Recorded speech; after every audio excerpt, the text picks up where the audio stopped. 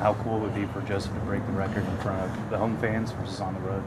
Yeah, I mean, anytime you can reach a milestone such as that, you're able to do it in front of your home crowd, adds a little bit more excitement, I think, for the people on the outside. You know, it makes it a little bit more special. Do you have a take on, you know, the potential or inevitable move for Columbus, possibly to Austin, and what that means for a team coming in with a lot to prove, a lot to play for? What do you mean, a team coming in?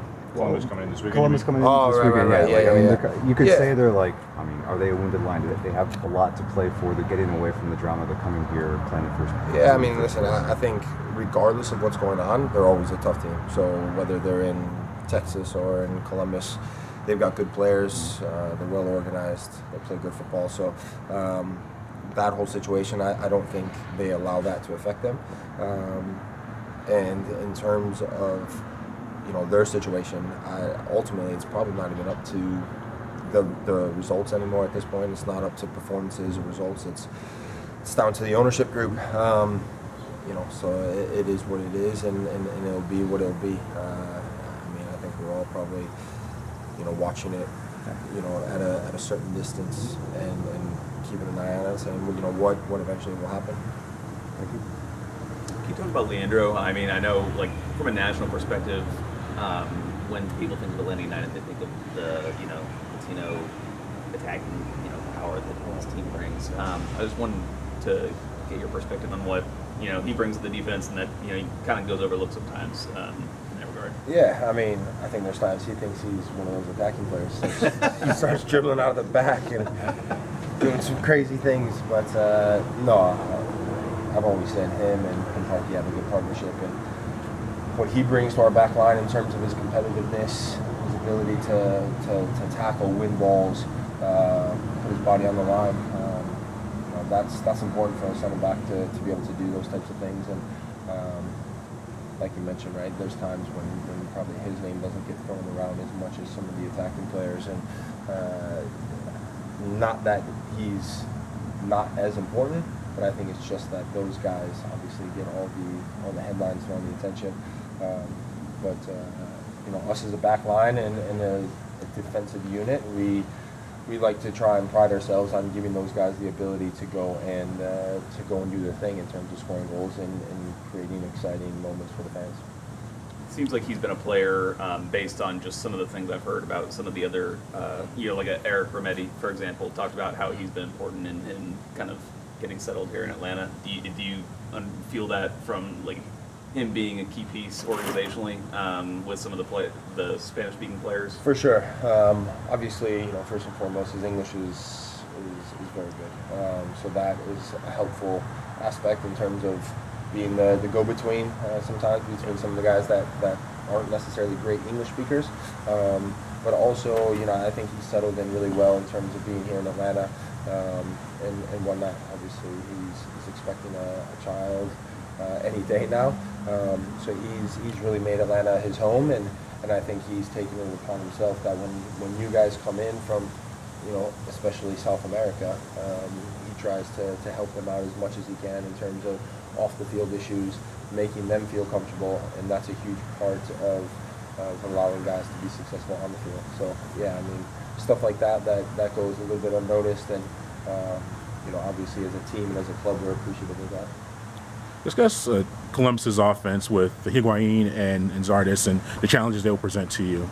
Yeah, I mean, listen, we know when we played them in Columbus, it was going to be a tough game, and there wasn't much of a difference in terms of, you know, us and them. Ultimately, you know, goals change games, and Joseph goes and smashes his nose and puts his body on the line to put us one up. And so we know these guys are good players.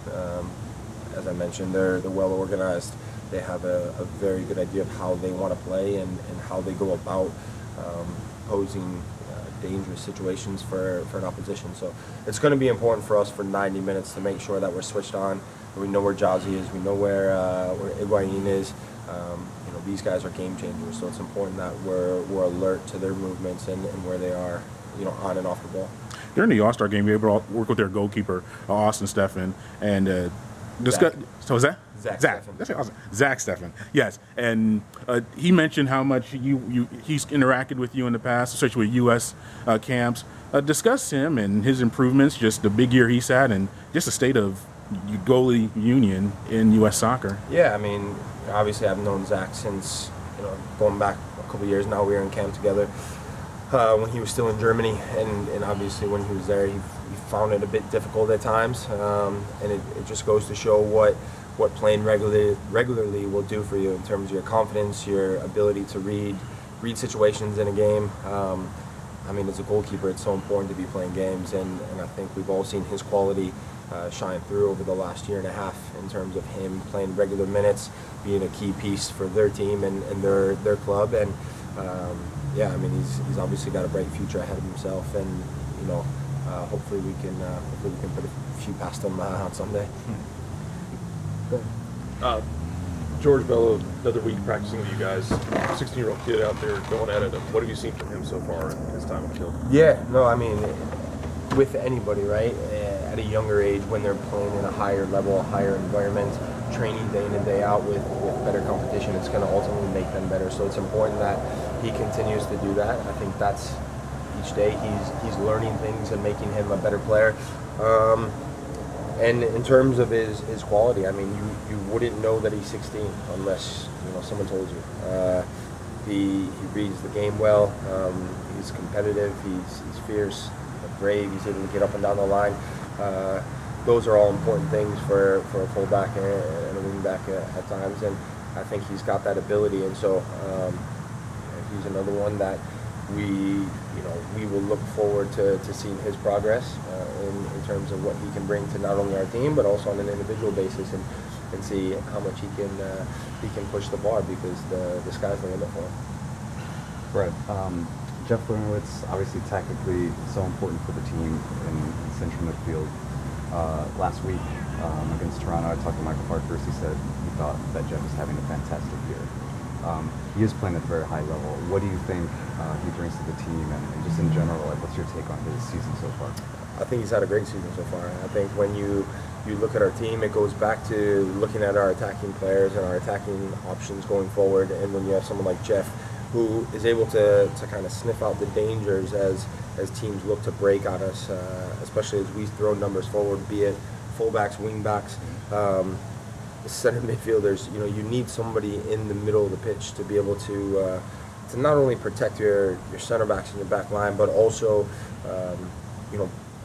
start the attack and start the link up play between our back line and our attacking players. And he's able to do both of those things. He's able to defend, obviously, when we need him to defend, and he links us in terms of being able to make passes when he has to. I mean, he's a true number 6 in the sense where he can get up and down the field. He can attack in terms of linking that first pass, but at the same time he's able to get into a tackle and win a head ball and things like that. So he's vital for us in terms of his positioning, where he is on the field at all times. And he played in the back 3-5-2 last week. Obviously, he's a communicator on the field as well. So what was that like, having him as part of your back three? How often did you guys talk back there? Yeah, I mean, for me, whether these guys are listening or not, I'm talking more or less for 90 minutes. But you try to communicate to these guys as much as you can, because if you're able to see things, especially being from where I'm standing, everything's in front of you. You hope most of the time everything's in front of you. You're able to hopefully put out some dangers before they become a problem, and that's important. And when you have someone like Jeff, be it in the middle of the pitch as a 6, dropping into a back 3, he's able to help with that communication as well. So that's huge for us. Nice one for Doug. Have you been asked about Tata discussing delay You tactics? would know that if you were here. Traffic. Traffic. 2 hours away. Sorry, go ahead. Have you been asked about Tata talking about delay tactics yet? Delay tactics. Yes. I have not been. Okay, yeah, he talked about that after the Toronto game. ask about That maybe y'all should use more of that, like the other teams do. A lot of that would be you taking time on goal kicks and things like that. I was curious your thoughts. Well, what other things like that? So goal kicks, and what else for me? Being slow, getting the ball for goal How much kicks. slower can I be? I mean, I'm trying to take as much time as I can. I'd have to look how many yellow cards you have right now at this point, too. Not enough, apparently. I'll look for that on Sunday. I wouldn't necessarily, it's delay tactics. I would say it's more savviness in managing a game. Obviously, when teams come to Mercedes-Benz, they know that it's going to be an electric atmosphere. They know it's going to be a tough game. Obviously, we're a good team. We've got good players. And teams try to slow the game down and slow the pace of the game down. And when they're able to do that, that sometimes poses a bit of a problem at times. And so I think it's important for us, especially late on in games, when we're winning games, not necessarily to delay or stall the game, but have a better understanding and a better savviness about us in terms of managing the game. I think that would probably be a better word than delay tactics. We're not going to be out there rolling around on the ground, or you're going to see me crawling to get a ball for a goal kick. So I wouldn't use the word delay tactics. Okay, that's a